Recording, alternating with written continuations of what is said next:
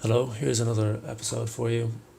As usual, I'm going to talk about the state of the project. If you want to jump ahead to the workflow deep dive, which this week is about doing panels, sheet metal, thin parts, I'll put timestamps in the description so you can jump ahead to that if you want.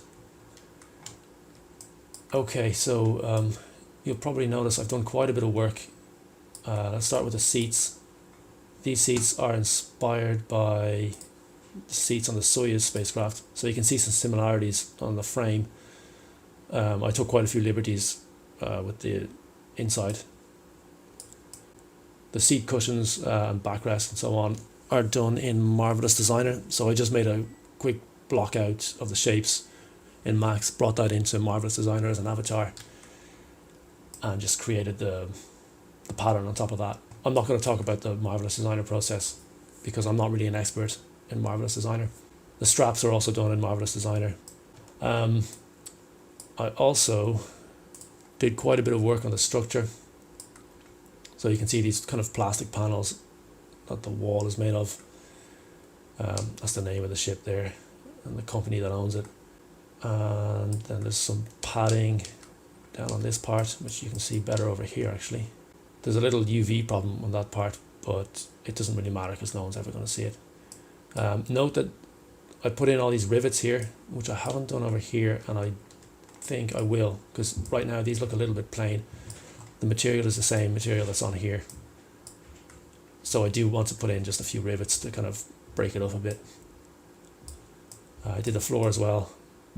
I think it looks pretty good over here, but it's looking very empty over here, and I do want to put something in that will take up quite a bit of volume in the center to make the whole space feel smaller and a bit more claustrophobic. So I've been working on some little details to put in between the seats. There'll be a couple of large duffel bags basically as well, taking up quite a bit of space here. So I'm working on that in Max at the moment. So here you can see the block out for those two duffel bags. I'm in the process of bringing those out of Marvelous Designer into Max, so retopologizing them and all the little straps and the buckles and so on. And then there's just some, I don't know what you call it, stuff to put in between the seats. Let's jump back over to Unreal Engine. There's a few things that I still want to do. So I need to take away these smiley faces here because they're clearly the same ones that are over there.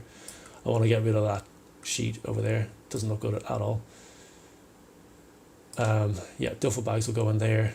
I have some details for in between the seats, and then I still have to do the captain's station and the radio operator's station. I've also put in a few lights, so there are I think 9 lights on the top, and right now these are the only lights that are illuminating this scene. I'm thinking that's all I'll need. I might put in a few more lights specific for certain shots. I'll decide that later. So yeah, that's the current state of the project. So a lot of these parts involves sheet metal bending and thin panels and so on, like especially over here with the seats and the structure. And so that's what this week's workflow deep dive will be about. The first case we'll look at will be the simplest, which is an arbitrary outline with some holes cut out in the middle. Then we'll look at the same thing plus an area that's embossed, so it's stamped and it goes down into the sheet. Then we'll look at how to combine multiple sheets, so you'll have a sheet metal part that has been bent so it's composed of multiple planes. And then finally we'll find out how to make them deformable. There's an easy trick to make it bendable and twistable. And then I'll talk about some strategies to use noises and displacements to make your panels look a bit more realistic for damage and distortion. And I'll touch here and there on considerations for UV mapping and materials. Also, as a general rule, I want to keep my workflow as non-destructive as possible. So I'll make as much use as I can of the modifier stack. And I also want to avoid dealing with topology whenever I can. Now, I've seen plenty of other videos on YouTube explaining how to get good topology and why topology is important and so on. My view is that if your mesh is not a skeletal deforming mesh, in this case it isn't, you do not need to worry about topology. It is absolutely irrelevant. And I think if you do worry about topology, then you are completely wasting your time. All right, so I am not going to worry about topology. at all. It's completely irrelevant for this. Okay, the first one is the easiest. You have a spline object that has an outline, and then you have your internal holes. All the corners are filleted, and then you just put a shell modifier. If you want, you can select the inner edges and delete them, which I've done in this case because, assuming no one's going to see it from the other side. Put a delete mesh modifier on. You always need to put a volume select after delete mesh, because otherwise it's passing an empty sub-object selection of the stack. So if you put a volume select on and you just click object here, it's passing the entire object up the stack rather than an empty sub-object selection. Then you have two chamfer modifiers. The first one always has a depth of 1. So the purpose of the first chamfer modifier is to give an extra loop around the edge, which will isolate the chamfer in the second modifier from the flat part. So if we enable the second one, we can see that the amount is slightly less than the first one. So this is 0.9, this one is 0.6. And if we don't have the first one, we might get some artifacts on the flat part where it's trying to smooth these triangles with the triangles on the edge. So that first chamfer modifier doesn't actually create a round corner, it's just to isolate the second chamfer from the flat part. So you always need to do 2 chamfers on these edges. Okay, let's move on to this next one here with the embossed part. It starts off the same, except that I got rid of this detail in the outline and just added a filleted rectangle here. Now, important to note is that I decided to split the outline into 2 parts like that. And the reason I did that is because otherwise I get triangulation problems. Because there are so many holes cut into it, and it would generate a lot of very long, thin triangles, which tend to cause problems. So one strategy to reduce the risk of this happening is just to split your panel into separate outlines, and then you can weld these sections together later on. So once I do that, there's a turn to poly modifier just to visualize the triangulation. In edit poly, what I've done is I selected this outline and extruded that inwards and just adjusted the scale a little bit. If you want to adjust the radius of these corners, just go into edge mode and deselect these straight edges, and that way you can adjust the radius of those corners and then convert that selection to vertices, and you can scale it up or down as you need.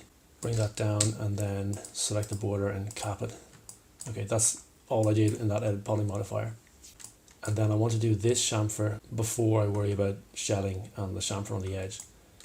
So like before, I have 2 chamfers. The first one just gives me like a buffer zone between all these flat triangles here and the actual chamfer, the round part of the chamfer, which is in the next modifier, which gives me this result. And then this is the vertex weld, which welds together the vertices here and here. I could have done that in the edit poly modifier, but I just chose to do it in a separate modifier. Then we have our shell modifier. Again, I put in a delete mesh for the faces underneath, then a volume select, and then these chamfer modifiers are exactly the same ones that we have over here. Let's take a look at the third one, which is how to attach these together to create a sheet metal part that's composed of different planes. And I think in this case I'll do this step by step. I encountered a few problems with this, and I'll show you. I want to show you those issues as they come up. Let's copy these down here. And the first thing is that when you have sheet metal parts that are bent, they often have holes drilled around the corners. So we'll do that. So we'll select these vertices and break them, and then these segments I can rotate by 180 degrees and re-weld those vertices. Now I actually think those holes are too big, given the radius that this is quite a tight bend here, so these holes can actually come down in size. So let's do that. Say 60%, and we'll use axis constraints and vertex snapping to bring those back into position. And these vertices we don't actually need, so I'll delete those.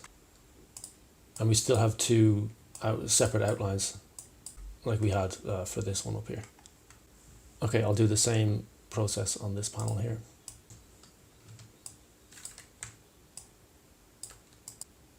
Okay, let's get this one into position. So I'll rotate it by 90 degrees and line it up with this one. Let's disable all these modifiers for now.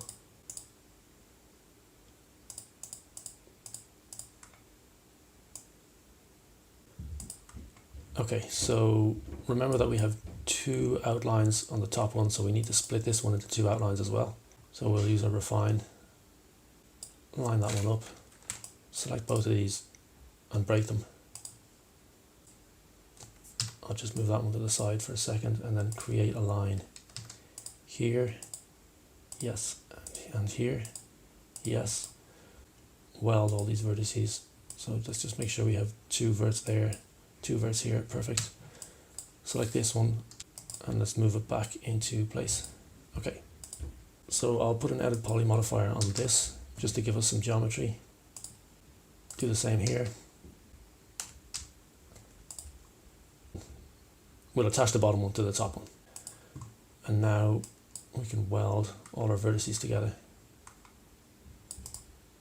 So now it's one continuous piece, and it does have rather disgusting looking artifacts. That's because it's all one smoothing group. So it's trying to smooth these faces with the top ones. Obviously that won't look good. If we want, we can just change the smoothing group of the bottom ones. There we go. Okay, so the first thing we'll do is we'll just quickly make this again. It's the same as it was on the previous one. Okay, now I want to make sure that this chamfer is a separate operation to this one, which will also be a separate one to the edge chamfer after we shot it. Okay, so how do we separate these? We can check this one and see that it has unsmoothed edges.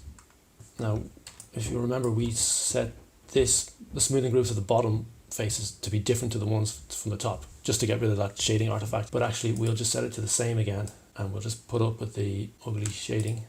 So let's make them all one. Okay, so our first chamfer is just on these 2 edges. And we select our second one, and let's make this one unsmoothed. It already is, so what's going on there? Well, if we look at the first one, we can see that the smoothing output section is checked. So if we just turn that off, or we could say smooth chamfers only, and it won't affect the smoothing groups of any of these faces. So now if we go to our second chamfer modifier, which is filtered by unsmoothed edges, we have just chamfered the edge that we want. So now we can tackle this one.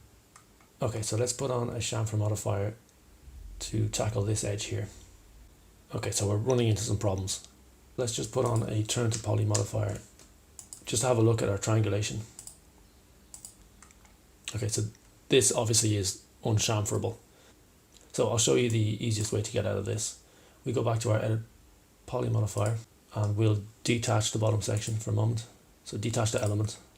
And I just want to select all the top vertices. So let's deselect everything else. And let's move them down in Z by -5. Okay, and let's move the vertices along the top edge in Y +5, like that. And then I'll extrude this edge up, and I'll extrude this edge across. Okay, and then we can weld all these vertices. Okay, that gives us an edge that we can chamfer. This is a little bit inaccurate if you're trying to get perfect sheet metal work, because you can see that there's a straight edge here and then the radius begins. I think in most cases you'll get away with it. It doesn't really matter that much, but that's just something to keep in mind. So let's go back to our third chamfer modifier. Ooh, that doesn't look nice. Let's delete our turn to poly. Yep, there we go. Okay, and remember I said earlier on that you always do chamfers in pairs to give yourself a buffer zone between the large flat areas with triangulation and the round part. Well, in this case, we've already built in a buffer zone, so we don't need a second chamfer modifier, so we can do all our chamfering in just one modifier. Okay, now we have a little problem here though, because the first chamfer modifier is also chamfering this one. Let's just go up through our chamfers one by one. So we do want that edge chamfered. We don't want this edge chamfered. When I created those new polygons here and here, I didn't assign any smoothing groups to them. So let's do that now. Let's have a look here. That's 3. These ones don't have any smoothing group. Let's just assign one. So let's say that's 4. And then everything else we can set to 1. Okay, so our first and second chamfers are isolated just on these edges. And then our third chamfer we want just along here. So let's just see what happens. Yep, perfect. And we can add in another segment. Then I'm going to enable my vertex weld, which will weld these vertices and these ones if they aren't already. Okay, now when we go and enable our shell modifier, we have a problem here. Let's put on a turn to poly. Limit poly size, okay, 3 sides. So we can see what's going on there. It's trying to triangulate by cutting an edge that goes across this circle here. In this case, you could manually fix it in the edit poly modifier, maybe by adding a cut here to here. That's going to be quite a lot of work. Okay, so what I would suggest, you can go back to your edit spline, and I have it set to adaptive here, which will give me a very high vertex count. Just use 5. Okay, now obviously we'll have to redo everything in our edit poly modifier. What that will do is give us a lot less triangles, and it will reduce the chances of the problem occurring. It might not eliminate it completely. And if it does happen, it will be a lot easier to manually clean up then. Okay, so I'm going to redo all this, but I'll spare you watching all that and I'll skip ahead. Okay, so let's go back down to our edit poly, and in fact, if we look at our edit spline, so now we have 5 steps. You can see those corners, but I think you'll get away with it. You'll have to make that decision depending on how close your object will be to the camera and how large it is and so on, how much detail you want. So then we have our 3 chamfer modifiers, and then we have a shell, and I've again deleted the inside, and then a volume select, and then we have our 2 chamfers on the edge, and I put in a turn to poly modifier, and we can delete that turn to poly modifier for now. I'll show you why I had that in a moment. So this looks pretty good. The only issue is that we have visible corners. Okay, so we'll see if there's something we can do about that. Let's put on our turn to poly modifier again, and we'll limit polygon size to 4. We'll put a turbo smooth modifier on, and the wireframe looks absolutely disgusting. We get a decent result in that our corners have kind of disappeared here, but then we do get some triangulation issues. But if we just bump up the iterations, that will fix that. And there you go. So you have no stepping on the edges. Now, I've spent quite a bit of time on this to show you all the steps and to show you what can go wrong if you don't do it right. But once you know this procedure, it's actually very fast. If you have your individual panels set up, once you move them into position, you just put your edit poly on. You can do your welding there. You have your 3 chamfers, shell, optional delete mesh, volume select, 2 more chamfers, turn to poly, turbo smooth. You can set all that up in a couple of minutes. So it's actually a very fast method. Okay, now I want to show you a quick and easy trick to make these deformable like this one. So let's take this and we'll just copy it over here. If I put a bend modifier on this, it doesn't work at all. So there's an easy way out of this. Just go underneath your bend modifier or whatever deformation you have. Find subdivide, set this to adaptive, and this will take a few minutes to generate the mesh. But you can cancel that actually, because what I'm going to do is put in a very small value here. So I already experimented with this, and in my case 0.5 it works. Click update now, so just give it a moment, and that gives you a very high density triangulated mesh like that, which from a distance looks fine. If you go really close up, you can see a little bit of shading artifacts, I guess, but honestly I think in most cases that's perfectly acceptable. And that gives you a deformable mesh then, and you can bend or twist or deform this any way you want.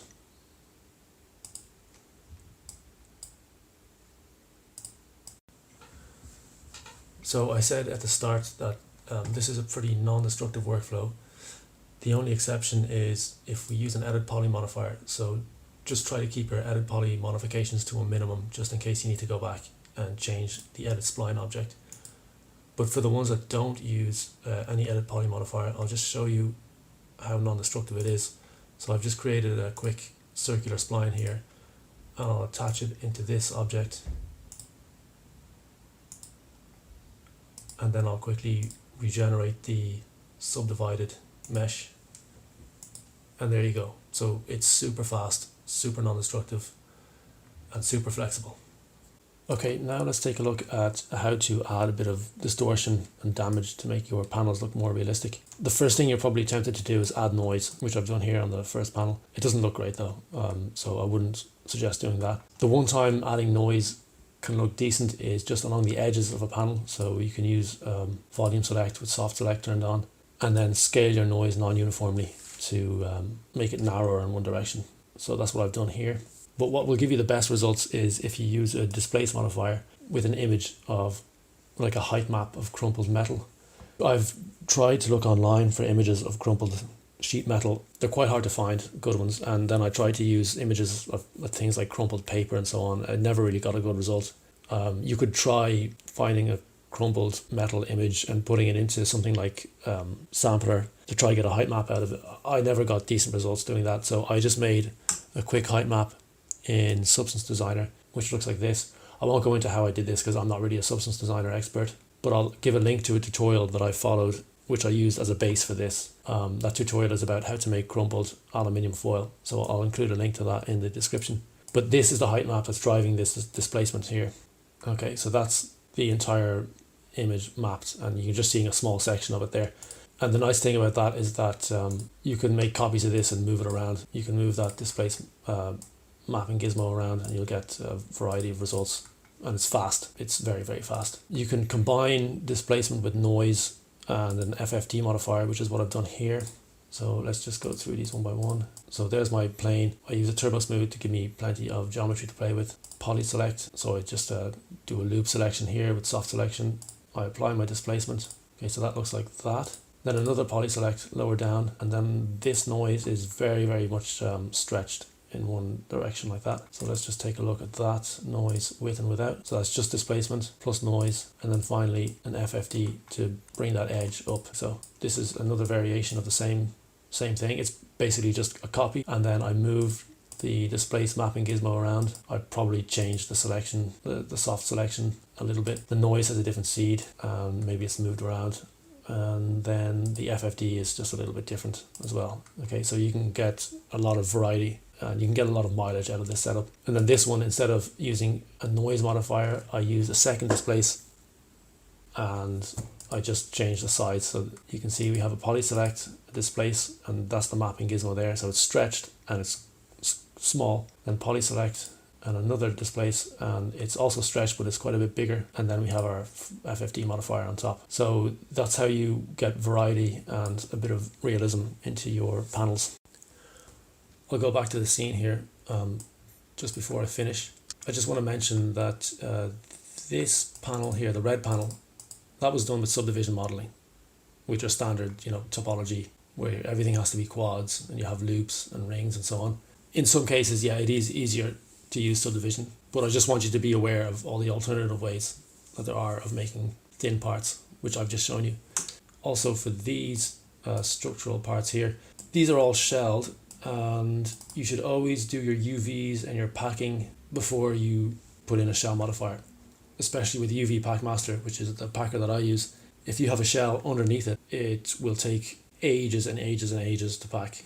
I mean, it jumps from 30 seconds to 20 minutes. So just make sure you do all your packing before you put in a shell. So I've used a lot of these techniques that I just showed you to make the various parts here. But some of them I actually discovered just while I was making this video, like using that subdivide to make your panels deformable. I didn't know about that until a few days ago when I found it by accident. And I'm certainly going to make use of that when it comes to doing the outside of this spacecraft, which I haven't touched yet. So yeah, that wraps up this deep dive. I hope you found it useful and stay tuned for more.